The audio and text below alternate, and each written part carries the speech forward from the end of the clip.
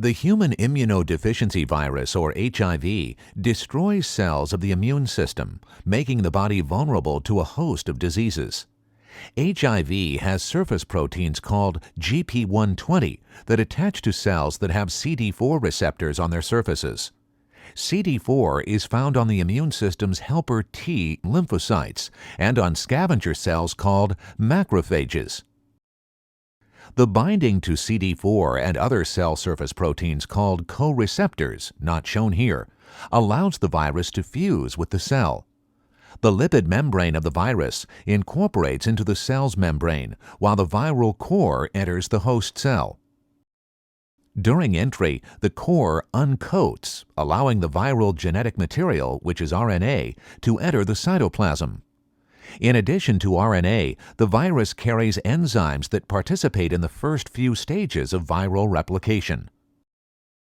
Before the virus can commandeer the cell to make more viruses, viral enzymes must first convert the viral RNA into DNA. The viral enzyme reverse transcriptase copies the RNA into complementary DNA, or cDNA.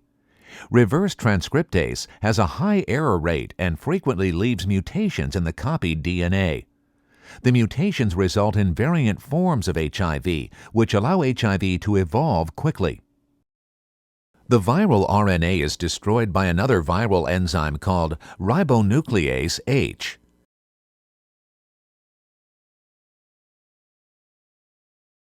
Reverse transcriptase then synthesizes a second DNA strand, using the first strand as a template. The double-stranded viral DNA enters the nucleus with several types of viral proteins, including an enzyme called integrase. Integrase enzymes splice the viral DNA into the host cell's chromosomal DNA. The integrated viral DNA is known as a provirus. The synthesis of the viral genome begins with the transcription of the proviral DNA into RNA. The viral RNA contains the code to produce the capsid proteins and other proteins needed for viral assembly. In spliced form, the RNA also codes for the envelope proteins and other auxiliary proteins. Envelope proteins are produced in the rough endoplasmic reticulum, ER, and then move through the Golgi apparatus before arriving at the cell surface. Full-length viral RNA molecules, along with all the other viral components, assemble at the membrane and bud off from the host cell.